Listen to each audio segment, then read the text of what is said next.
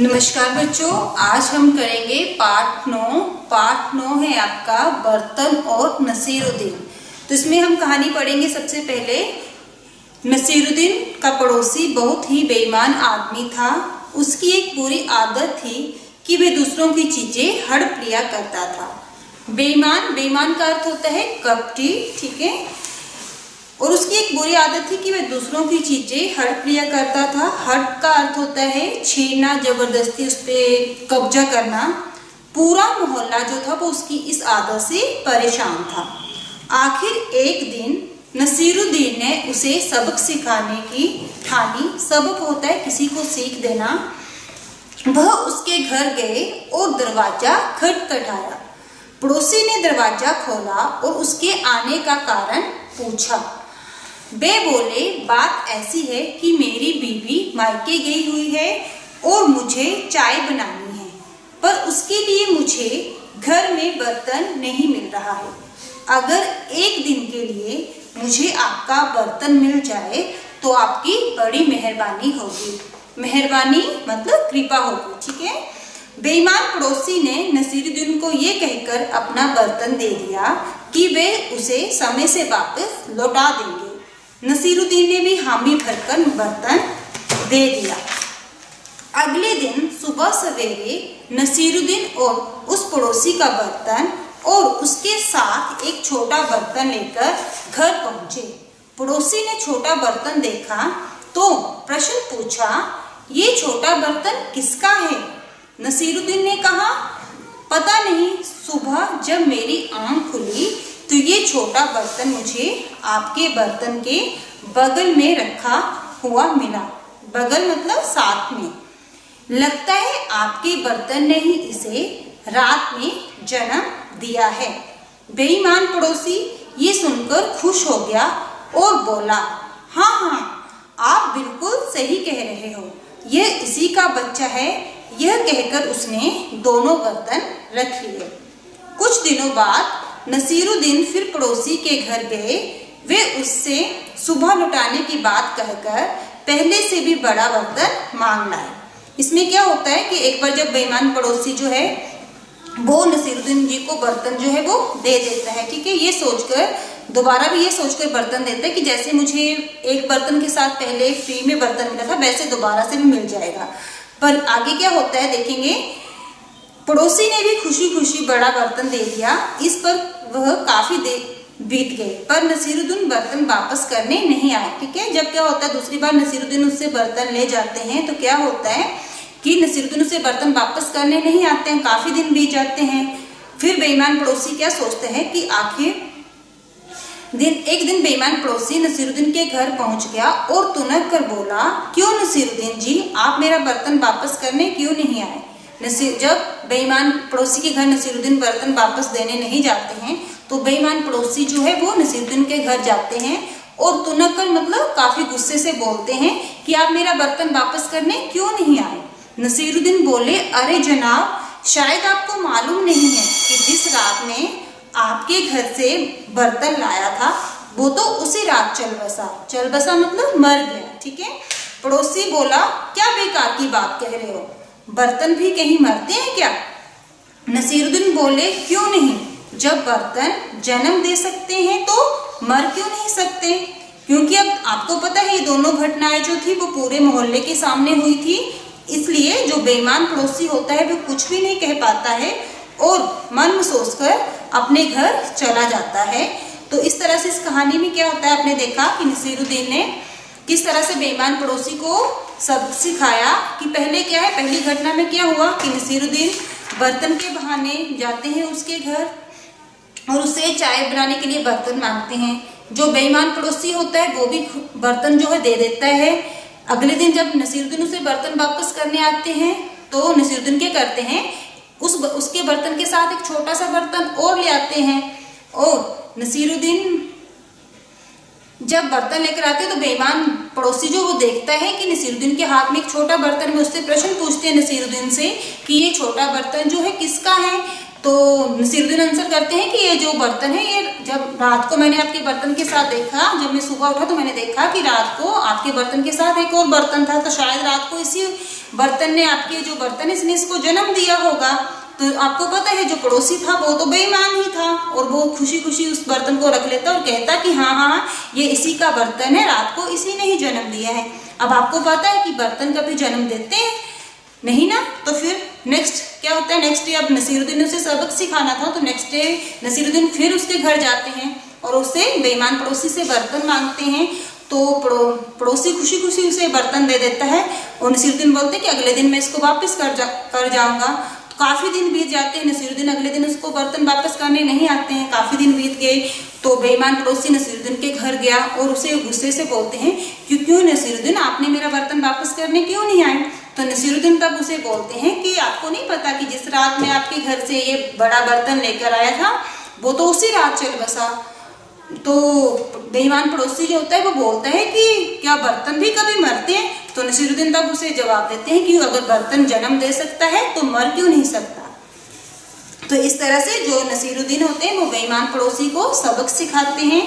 अब इसमें आज हम करेंगे नए शब्द। तो सबसे पहले देखिए फर्स्ट जो आपका शब्द है वो है बेईमान। तो बेईमान का क्या अर्थ होता है, बेईमान का अर्थ होता है कपटी।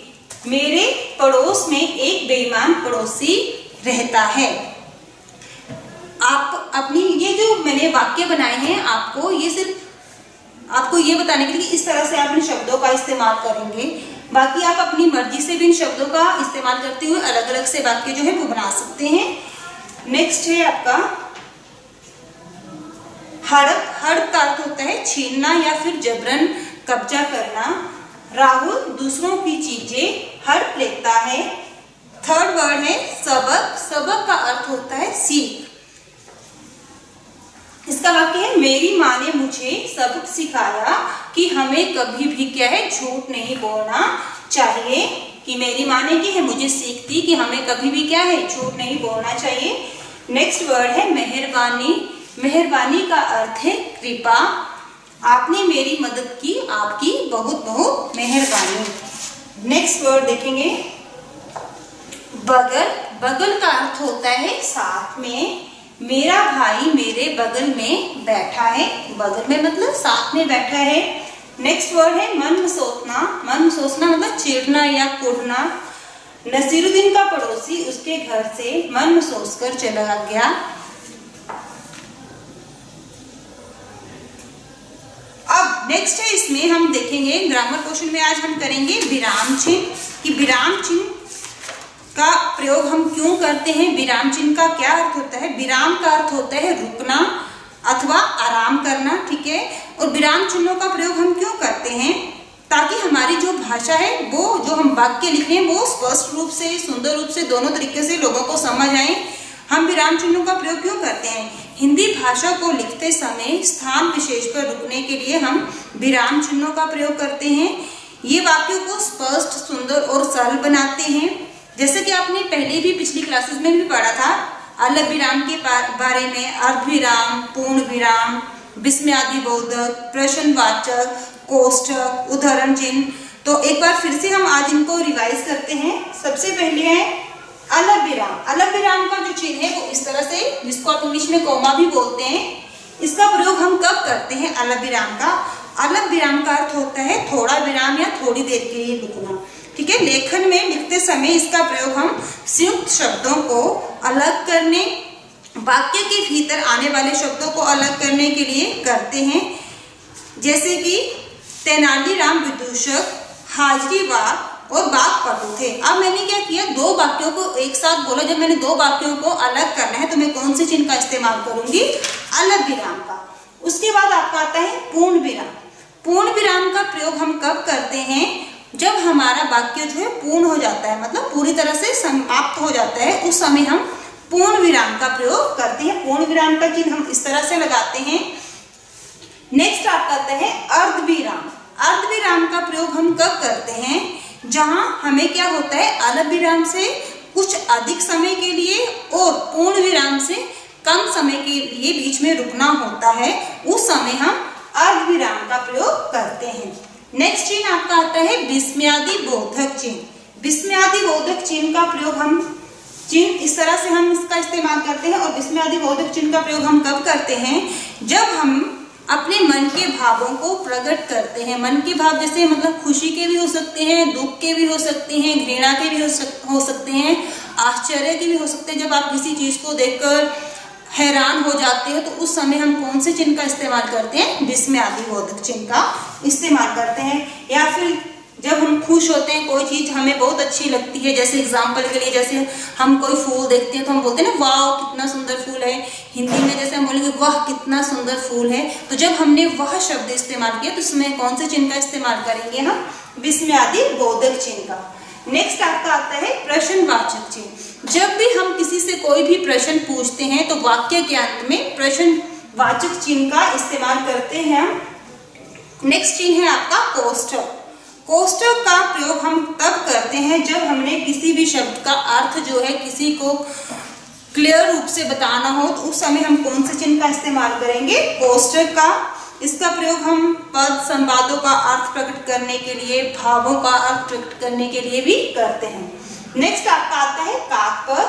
काकपद चिन्ह का इस्तेमाल हम तब करते हैं जब हम मान लो कोई वाक्य लिख रहे हैं और वाक्य लिखते समय हमारे क्या होते हैं, कुछ शब्द जो है वो छूट जाते हैं, तो हम इस चिन्ह का इस्तेमाल करते हुए उन शब्दों को दर्शाते हैं। उस समय हम काकपद का प्रयोग करते हैं। नेक्स्ट चिन्ह आपका आता है योजक चिन्ह। योजक चिन्ह का इस्तेमाल दो शब्दों को जोड़ने के लिए जिस विराम चिन्ह का प्रयोग किया जाता है उसे हम योजक चिन्ह कहते हैं। इसको हम विभाजक चिन्ह भी कहते हैं। ठीक है, जैसे मान लो रात दिन, सुख दुख, इधर उधर, अलग अलग, माता पिता, बार बार, ये शब्द जब हमने लिखने थे इन चीजों को हम अलग दिखाने के लिए हम योजक चिन्ह का इस्तेमाल करते हैं। नेक्स्ट आपका आता है इकहरा उद्धरण चिन्ह। इकहरा उद्धरण चिन्ह का इस्तेमाल हम जब किसी भी जैसे कोई पत्रिका है या कोई कविता है या किसी का उपनाम लिखना है, ठीक है, उस समय हम कौन से चिन्ह का इस्तेमाल करेंगे? इकहरा उद्धरण चिन्ह का इस्तेमाल करेंगे। और उसके बाद है आपका दोहरा उद्धरण चिन्ह।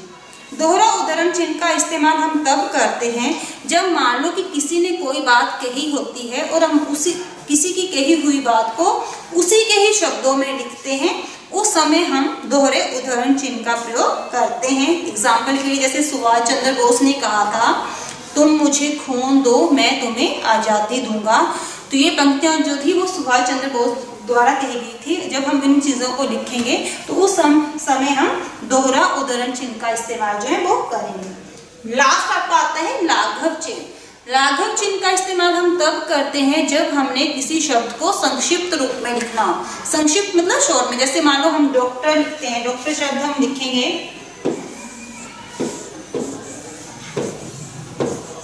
डॉक्टर को जब हम संक्षिप्त रूप में लिखेंगे तो हम इस चिन्ह का इस तरह से इस्तेमाल करेंगे। धन्यवाद।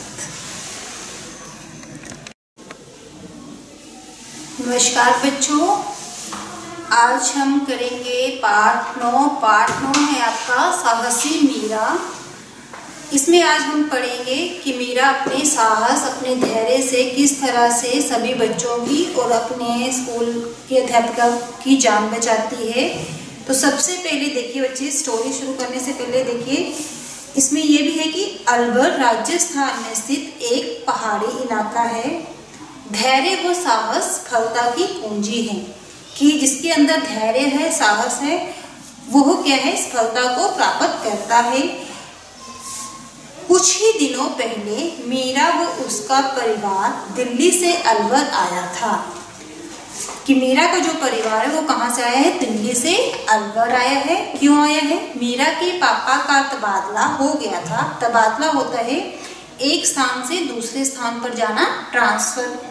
पापा ने पास ही एक स्कूल में मीरा का दाखिला करवा दिया, एडमिशन करवा दिया। मीरा जो थी वो चलने के लिए बैसाखियों का सहारा लेती थी। इसी कमजोरी के कारण क्या था, वो कम बोलती थी और ना ही जल्दी से किसी से दोस्ती करती थी।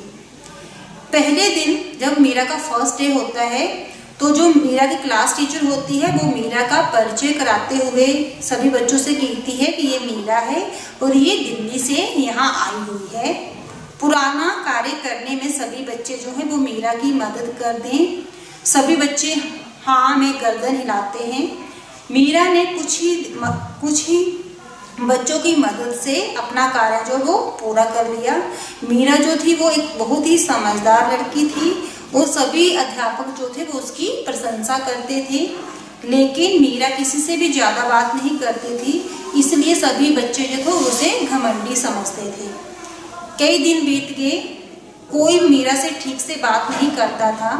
एक दिन अध्यापिका ने बताया, कल सुबह हम सभी पिकनिक पर जाएंगे, सभी बच्चे तैयार होकर समय से स्कूल पहुंच जाएं। यहाँ से हम एक बस से निकलेंगे। बच्चे बहुत खुश थे, सभी पिकनिक पर खेलने खाने पीने की योजना बनाने लगे, लेकिन मीरा अभी भी किसी से कोई बात नहीं कर रही थी और सभी को ऐसा लगता है कि शायद मीरा जो पिकनिक पर नहीं जाएगी। धीरे धीरे नेक्स्ट डे क्या होता है, धीरे धीरे सभी बच्चे स्कूल के बाहर वाले गेट के पास इकट्ठा होने लगे। मीरा भी समय से स्कूल पहुंच गई थी। मीरा को देखकर